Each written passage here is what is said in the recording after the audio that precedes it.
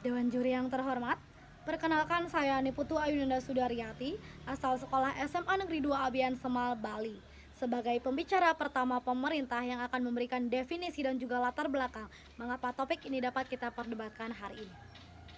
Baik Dewan juri yang terhormat, mosi kita pada hari ini adalah di negara-negara dengan tingkat korupsi yang tinggi, seleksi penerimaan mahasiswa baru hanya didasarkan pada indeks integritas sekolah dan indeks kejujuran siswa.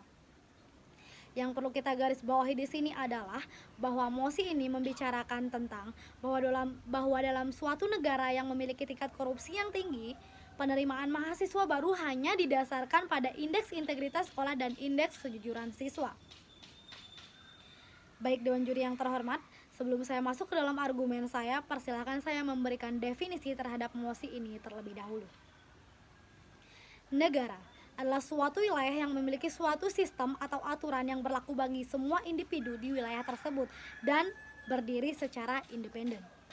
Sedangkan korupsi adalah suatu tindakan seseorang yang menyalahgunakan kepercayaan dalam suatu wilayah atau organisasi untuk mendapatkan suatu keuntungan. Dan indeks integritas sekolah merupakan pengukuran kinerja institusi sekolah yang berbasis kejujuran dalam melaksanakan proses pembelajaran. Sedangkan indeks kejujuran siswa adalah pengukuran kejujuran siswa selama mengikuti pembelajaran di sekolah. Yang perlu kita tekankan di sini adalah negara kita, Negara Kesatuan Republik Indonesia, merupakan salah satu negara yang memiliki tingkat korupsi yang cukup tinggi, di mana rata-rata kasus dugaan korupsi yang ditangani oleh penegak hukum periode tahun 2015 hingga tahun 2018 sebanyak 392 kasus dengan jumlah tersangka 1.153 orang dan kerugian negara sebesar 4,17 triliun per tahunnya. Dari banyaknya kasus korupsi yang terjadi di negara kita, di negara Indonesia, beberapa kasus diantaranya adalah kasus korupsi penerimaan mahasiswa baru di perguruan tinggi negeri. Wakil Komisi Pemberantasan Korupsi atau KPK, Laude M. Syarif, mengaku bahwa pihaknya menerima banyak laporan terkait jalur-jalur khusus untuk masuk universitas negeri, di mana jalur-jalur khusus tersebut disinyalir terindikasi sebagai tindak pidana korupsi. Dugaan praktik korupsi tersebut terjadi saat hendak masuk ke dalam perguruan tinggi negeri tersebut dan juga hendak masuk ke dalam pendidikan spesialis hingga mendapatkan gelar kesarjanaan.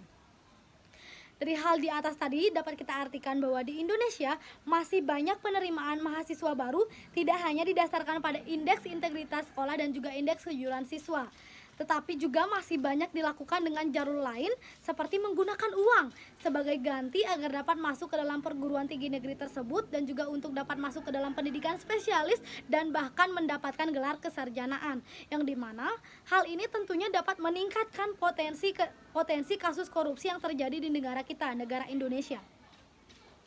Maka dari itu, saya Ayunanda Sudaryati sangat setuju dengan mosi kita kali ini, yaitu di negara-negara dengan tingkat korupsi yang tinggi, seleksi penerimaan mahasiswa baru hanya didasarkan pada indeks integritas sekolah dan indeks kejujuran siswa.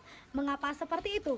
Karena melalui penerimaan siswa baru atau mahasiswa baru hanya didasarkan pada indeks integritas sekolah dan indeks kejujuran siswa dapat meningkatkan mutu pendidikan di Indonesia.